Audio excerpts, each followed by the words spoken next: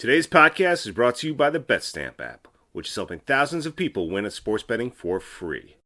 The same way travelers use Google Flights or Expedia to find the best prices, bettors can now use BetStamp to do the same. When you place a bet, the odds given by a sportsbook will determine how much you can possibly win. Even when betting on the same outcome, different sportsbooks will offer varying payouts, and these differences can be huge. Thankfully, BetStamp allows you to easily line shop for the most profitable odds across all sportsbooks. You can click on any matchup and instantly see all the different odds for game lines, player props, and even futures bets. Line shopping is the simplest way to find an edge in sports betting and maximize your chances of winning long term. On average, BetStamp users win an extra $1,000 plus yearly just by line shopping. You can find the BetStamp app on the Apple iOS Store, Google Play Store, or through your browser at www.betstamp.app. To access all these benefits, sign up using promo code RBRANT, all one word, and start your journey to successful sports betting today. If you forget to use the code upon sign up, you can always enter our code in your BetStamp account settings afterwards. Check it out today. This is the Red Bull Rant podcast. If you aren't expecting adult language, why even bother listening?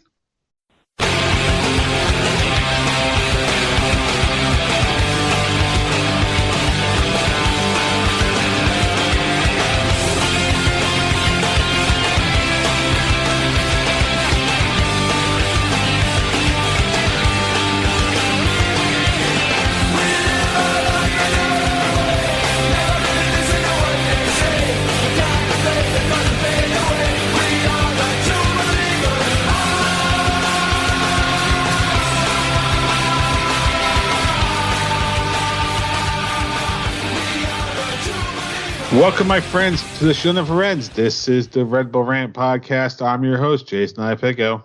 I'm Truman, and this is episode 428. Changes. Yep, it's definitely time for changes. But hold on. Oh my God! Okay, it's happening. Everybody, stay calm. What's the procedure, everyone? What's the procedure?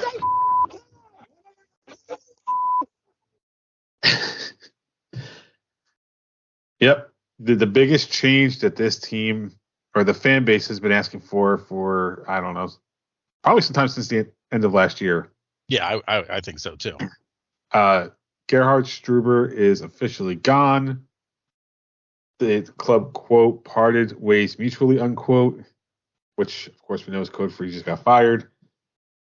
At least they finally pulled the trigger instead of waiting. I think I told you pretty much if it didn't happen by the week after the New York City match, it was never going to happen this year. So, well, according to him, they mutually parted ways because he missed his family and wanted to go home, and no other reason. It's like, no other reason. Not the god awful results and no one wanting him there anymore. Yeah, it's almost like if it did well, it wouldn't matter. Yeah. I bet if we were first in the league, he wouldn't miss his family as much. Yeah. All right, so we'll get into more of that as we talk about the games. So, two to talk about. First, the home loss to Philly, 1-0. The last match of the Struber era, which I honestly thought at some point it was going to be 2-0, but stupid Red Bulls had to give Truman 3 points instead of me. So, here's that. You were really teetering on the edge there because you knew they weren't going to score a goal in that game. No, they weren't. At least I got 8 points, so there's that. And then DC United, the first match of the Troy Lassen era, 1-0 victory in the U.S. Open Cup. So at least we won. We played at, quote, home, so I guess technically it's a home win. Yeah. But we scored in the first half. It's the earliest goal we've scored all year. Amazing. 12 games in, and we hadn't scored before the 40th minute, so that's amazing. All right, do you have the tweets for these two games to read out? So many tweets. We'll talk about the loss first. Of course, Metro Chuck, our buddy Chuck, just throwing up the gif with Bill Murray saying it just doesn't matter. Richesco, this should have been the episode title, was the Uber for Struber, because the Uber did come. Tonino M said, glad I didn't get Apple TV so I don't have to watch the car crash. And Creepy Taxi, Steven Santos said, don't care, I am at UFC 288, enjoying real fights and fighting spirit. And then let's get to the other game, the win. Red Coach Jeremiah said, "Am I allowed to do likes and dislikes?" Of course you are. Like, holy forking shirt balls, we scored a goal from the run of play in the first half. Dislike, a few guys regularly feel seconds away from a long-term injury in games. Burke is often one, and I wish he hadn't played here. Eddie Pierre Delecto said, "Babe, wake up, they scored from the run of play." Jonathan Ortiz, whose name's Jonathan, a bunch of numbers, said 10 stars, amazing, undefeated, praise Troy. And then Tununam also posted here, with no Apple TV, I finally got to watch a game and they won it. You're welcome, everyone. and Steven Santos said, we won, and holy cow, it was a fun game to go to for a change, because there just haven't been that many. No, there really haven't been. So as I said in our group chat, I wanted to actually take credit for Struber's firing because it happened right after we announced the BetStamp partnership.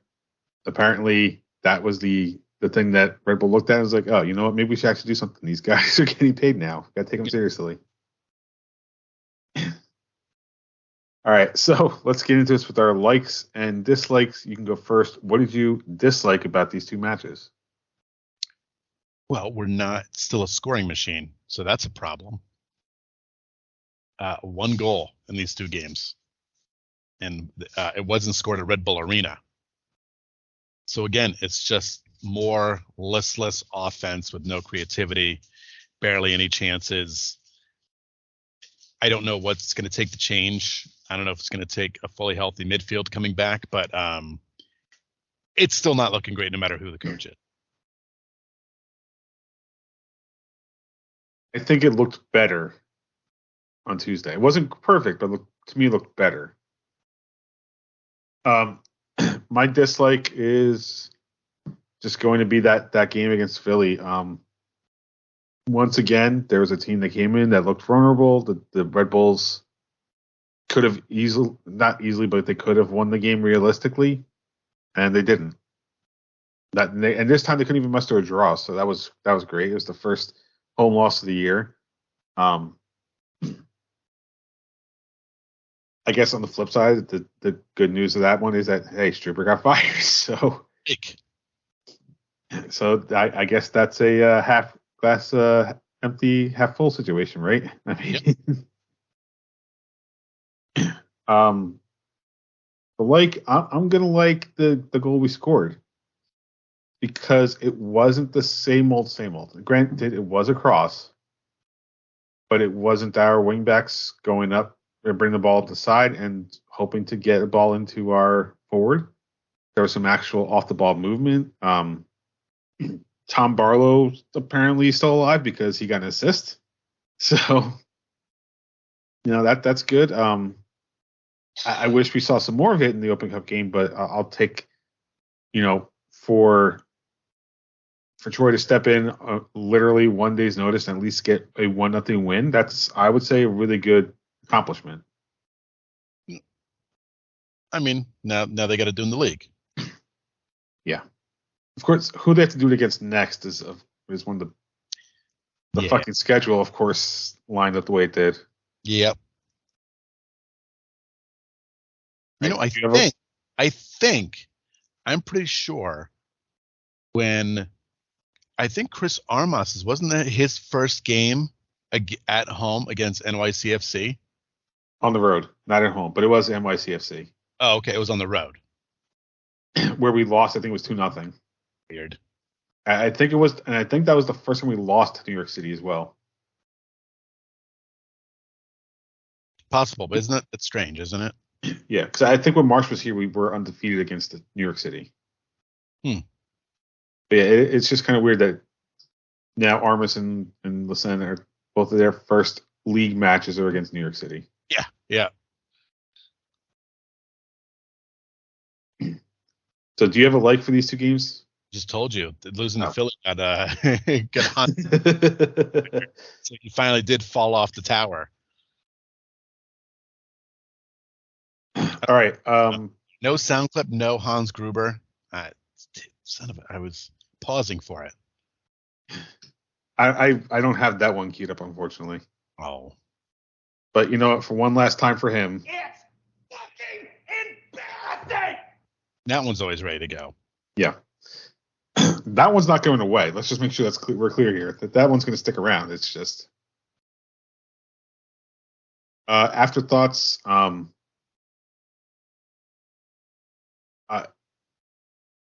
Again, this is not why they lost. I'm going to talk about this for 2 weeks in a row. This is not why they lost the game ultimately.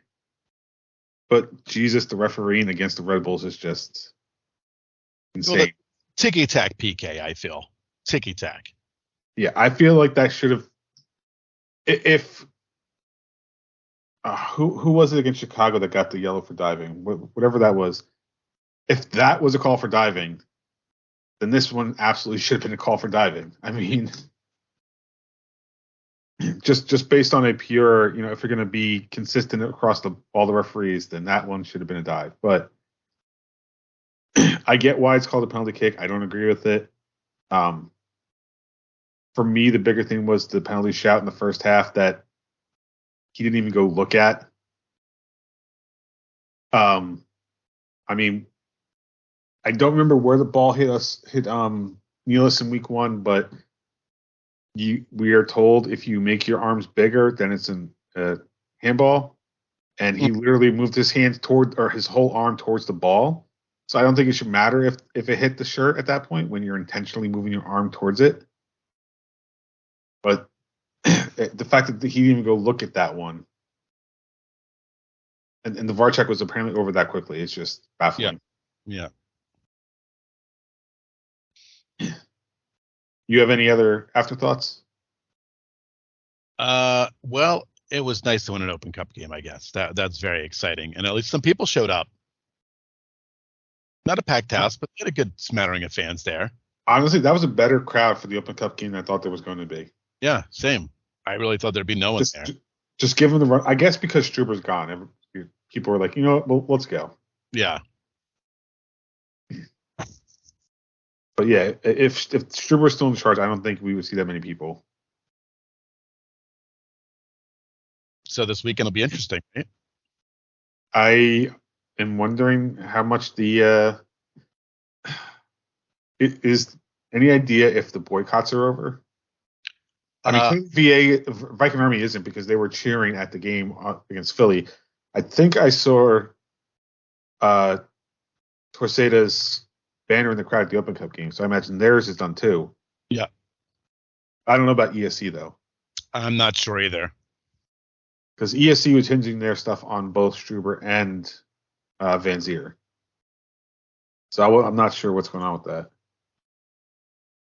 Yeah, I don't think I've seen anything announced yet. I know there was a vote, but I'm not sure what the results are. So, I guess we'll find out Saturday night, huh? Yeah.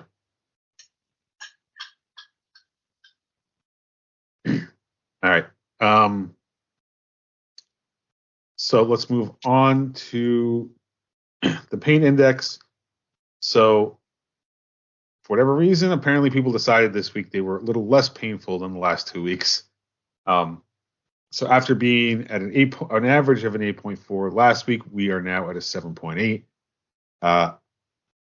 From looking at the timestamps of votes, I don't think the Struber decision was a major influence, but I do remember seeing a few comments on Reddit over the last few weeks. Basically, it's like, I'm just so numb to the pain at this point. So I wonder if that's what we got.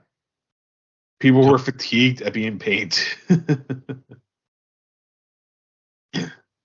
But we'll see how that graph goes after this week if it starts to go down again. All right, prediction contest. So Truman got 3 points for calling it 1-0. I got 1 point for at least calling the loss. So Truman is now in first with 6, and I'm in second with 4.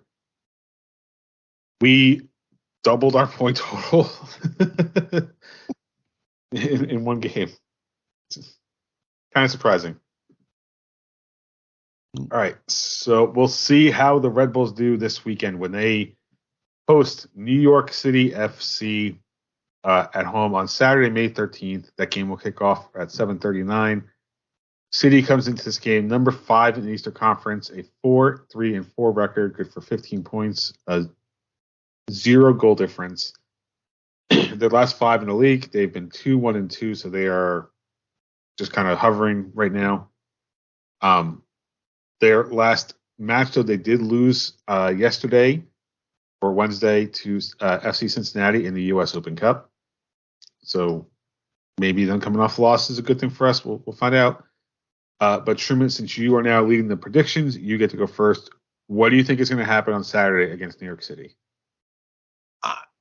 I mean, I can't feel positive because the team can't really still score goals. So that's biggest crux. Is anybody even healthy for this game?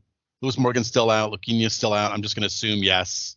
All right, I'm going to read the list from Mark Fishkin, who posted this an hour ago.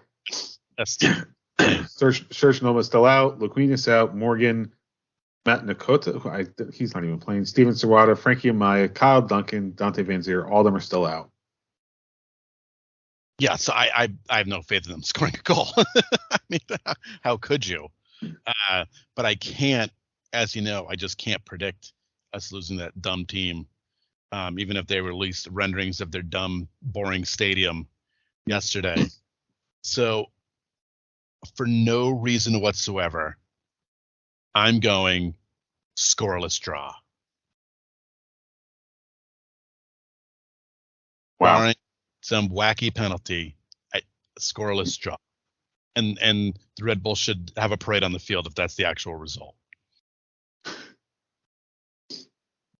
So before I get to the game, is it me or does it seem like every soccer-specific stadium that's being opened in the country since RBA opened is a somewhat copy of RBA? Well, this one's more boring, I think. It's definitely more boring. LAFC's is nice. Minnesota's nice. Sporting Kansas City's is different. I'll give them credit.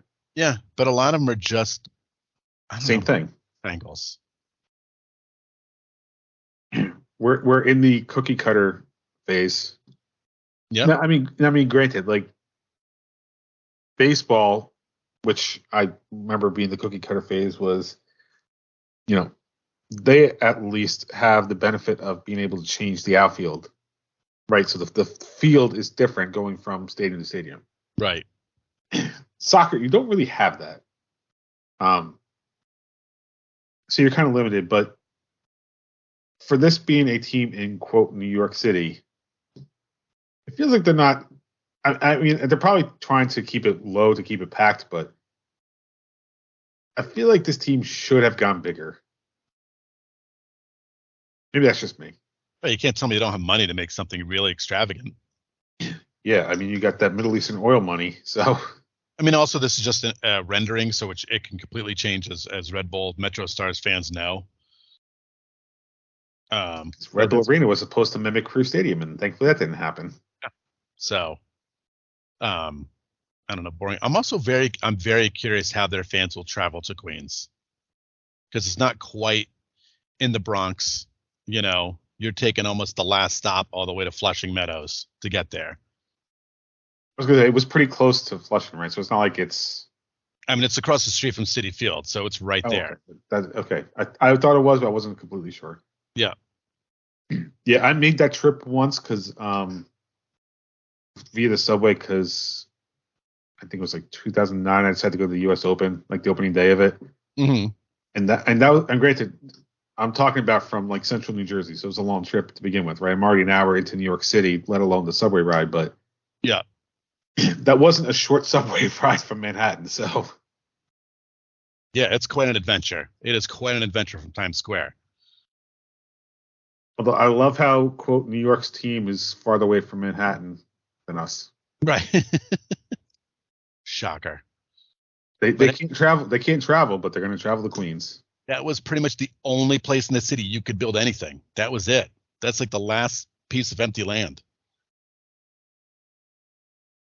Yep, because James Dolan fucked over the New York Jets and took over the rail yard, and yep. Although I'm kind of surprised they didn't try to do like some deal with like a college where they share the field kind of thing. But yeah, go to Hofstra. How about that? Go to Long Island. I'm disappointed the floating barge idea never took off. No, there's still a chance. This thing isn't a guarantee. True. All right. So my prediction, I'm going to go with the draw also. I don't think we have enough to win. New York City seems to be kind of middling at the moment, which is a good thing for us. I'm hoping the new coach bounce goes more than one game. Granted, I would prefer a win, but I don't think it's going to happen. I'm going to be slightly more optimistic that we're actually going to score. So I'm going to go with a 1-1 draw at home. Yeah. I don't think we have enough to win, but I think we're not going to lose. With that, it's time for something I should have done before the preview, but with that, it's time for Pat's Betting Corner. Hey, what's going on, everybody? It's Pat, back for another episode of Pat's Betting Corner, brought to you by BetStamp. Let me let you in on the action that I'm looking at this week. Right now, I'm looking at Atlanta over Charlotte, which best odds you can get right now, checking out the BetStamp app, is -167 on BetRivers. I also like a couple of teams on the road this week. I'm taking the Rams over Miami, where you can get +180 on the money line over at Caesars. Chicago with the spread point at 112 odds. On the sport. I just kind of assumed he would talk about the Red Bulls. So. Yeah, me too. So that gave me get moved back towards dumping ground again. I'm surprised you did betting coming so early in the show. I assumed it was going to be about the Red Bulls, so I was like, oh, we should go here. So, yep, my bad. Sorry, everybody. All right. New York Red Bulls 2. They lost their last match to Philly number 2, 2-1. That puts their record. Wait, hold on. Sorry. Damn it. I put the. Wow, I really screwed this up. Sorry. In my agenda, I put the New York Red Bulls 2 result in the Gotham FC position. That was stupid of me. Oops.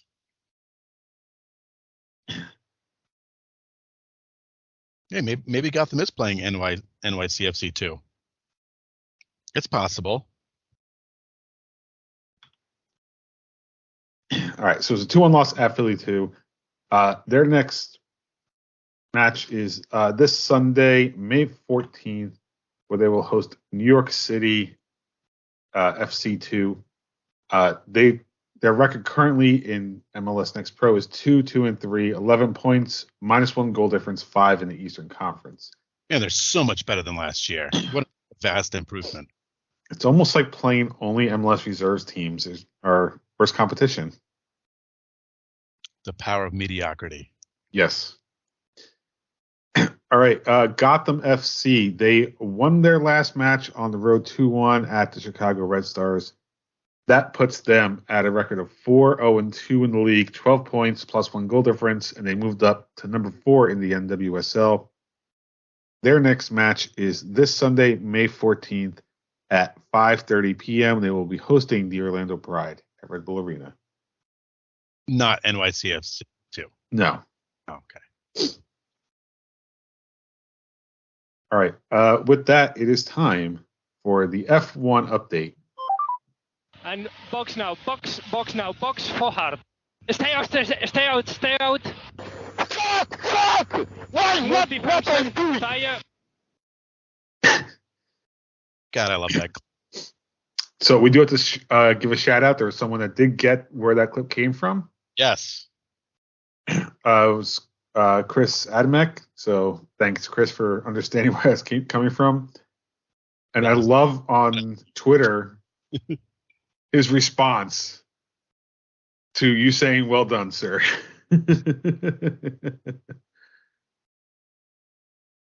I did not know that GIF existed, and now it is awesome.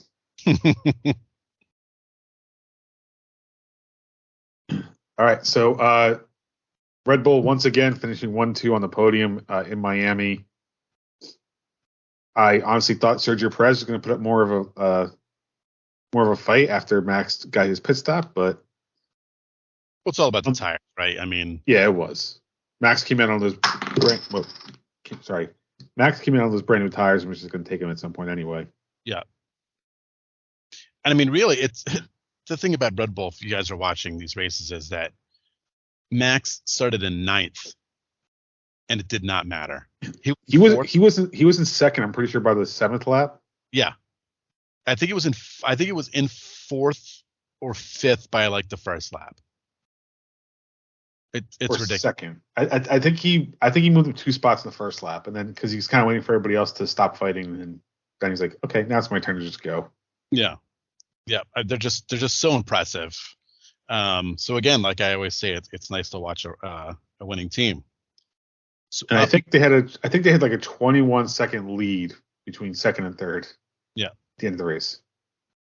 So up next in 2 weeks, they'll be in Italy. So that is the 19th to the 21st. That's where Ferrari gets their hopes up, and then they always lose somehow. And then the week after is one I'm looking forward to. It's Monaco. Monaco's the one everyone looks forward to because once you get the lead, it's near impossible to lose. But Monaco's always an awesome watch. I was pretty impressed. There were no yellow flags in that race on Sunday. Yeah, no, it was good. It was because all the flags were in the freaking qualifying apparently. Yeah. But if anyone wants to know the standings, if you're not paying attention, Max is in first with 119, Sergio in second with 105, and then Fernando Alonso is in third place with 75 points. How far back is Hamilton? Because he's just dropped off apparently this year. He has 56 points. He is in fourth place. What's the constructor championship at? I know Red Bull has a huge lead, but I don't know exactly how long or how far it is. 224 points for Red Bull. Aston Martin has 102. Jesus. 96. Well, when I guess you have podium finishes, two podium finishes every week, it's kind of hard to beat you. Yeah. And then the big news this week, which I learned, is that they are opening the first U.S. located Formula One sports restaurant attraction. What does that mean? It's going to be like a gigantic sports restaurant with full Formula One simulators that you can actually use. Shit. So Jay, when are you coming up next year? That's the question. It's up in Massachusetts. It's in Boston. Oh boy, maybe I have to time this with the Revs game. Well, you have plenty of time. It's not opening for like another year. But hopefully we'll get scheduled at New England after it opens, and that could be a time we show up. So March 2024. It is 16,000 square foot Formula One arcade. Damn. Yeah. So when you say full simulator, I assume the steering wheel is going to be pretty close. Like obviously not exact, but pretty close. Yeah, I would assume so. I'm going to crash that car pretty quickly because I've never driven sticks. I can't imagine. I mean, at least the gear shift's on the hand, but still.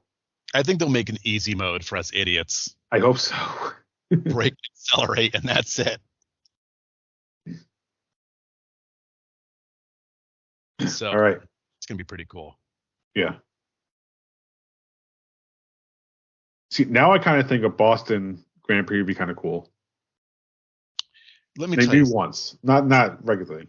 They could make a Grand Prix track in Boston, and after they finished it, about a week later, it would be destroyed because the weather's so bad. Doesn't matter when it is; it'll be all cracked and annihilated.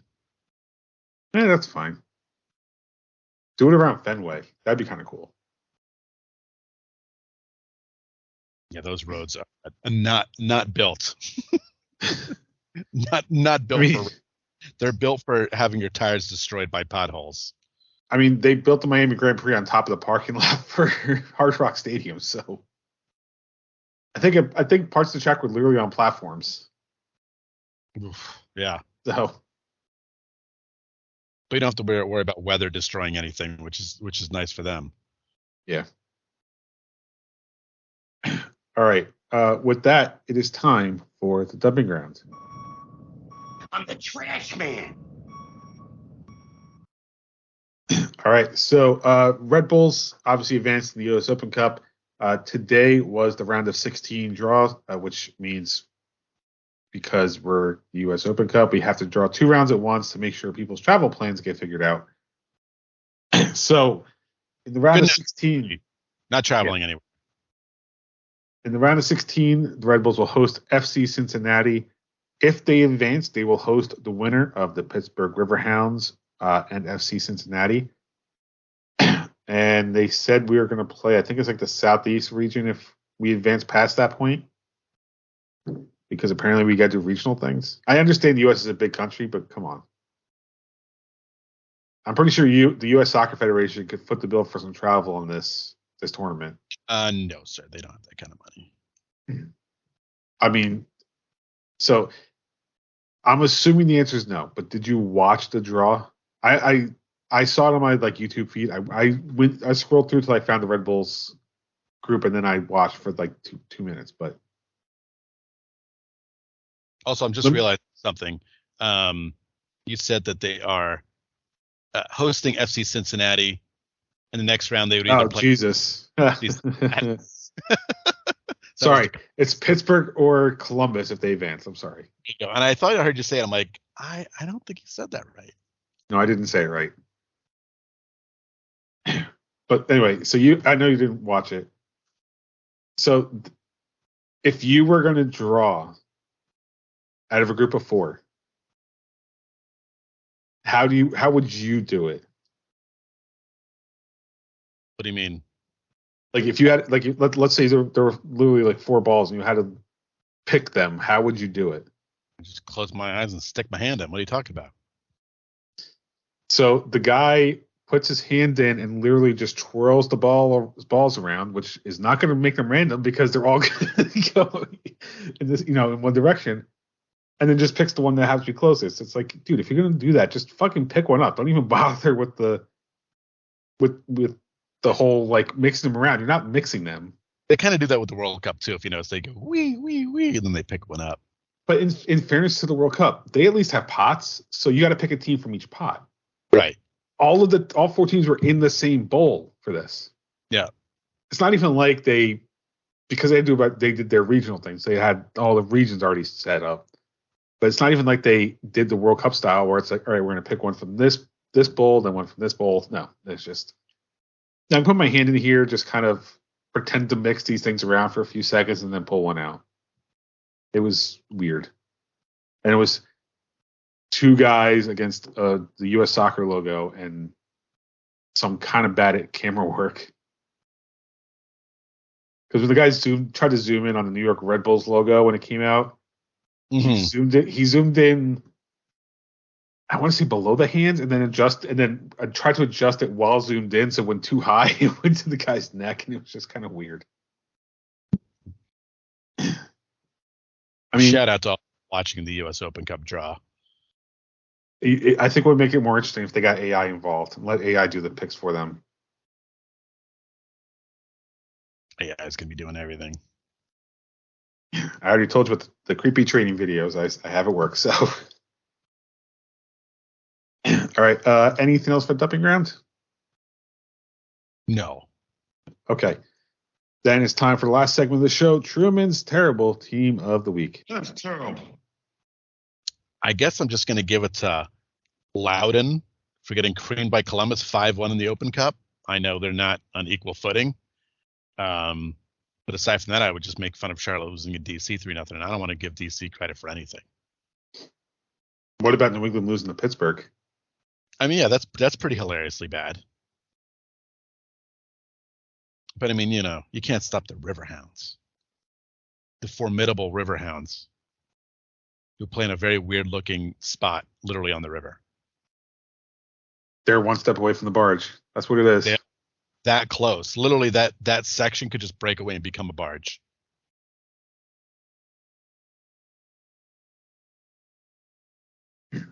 Or let's see. I'm going to look at the Open Cup results from yesterday, see what's interesting. So Pittsburgh, of course, beat New England Chicago beating St. Louis, although St. Louis is first year in the Open Cup, so whatever. Yeah. Philly losing to Minnesota 6-7 on penalty kicks after finishing 3-3. I mean, that's kind of this it. was at us, so Yeah. All right, so I think we're done. yes, we are. All right, let's wrap this one up. Devils game is going to overtime, and I'm sure they're going to just crush my skull, and so perfect timing. All right, so you can visit us at patreon.com/Red Bull Rant. $1 a month gets you exclusive content such as live wrap-ups, live post games, monthly wrap-ups, anything we decide to do. We still talk about what we're going to do instead in lieu of a monthly wrap-up for our patrons right now because You people send us ideas. yeah, nobody sent us any ideas. Yeah. You could interact with us on Patreon, right? You can send us messages. I would suggest you do it. Yeah, tell us what to do. We'll do it within reason. Yeah, within reason. You can email us, redbullrant@gmail.com if you want to call and get your voice on the podcast, 973-348-5329. Leave us a voicemail. Facebook.com/RedBullRant. On Twitter @RedBullRant for the show, at Dr. Stooge for myself, at the Truman for Truman. Subscribe to the show via iTunes, Stitcher Radio, YouTube Music, YouTube, SoundCloud, Spotify, pretty much anywhere you can find a podcast. Last words before we get out of here. Yeah, I would love this mostly injured team to come out, shock the world, make our soccer watching lives just a little bit better this weekend, and win. Yep. Please win. All right. So for Truman and myself, this has been episode 428 of the Red Bull Rant. Thank you guys for tuning in, and as always, go Red Bulls. Bye-bye, Struber.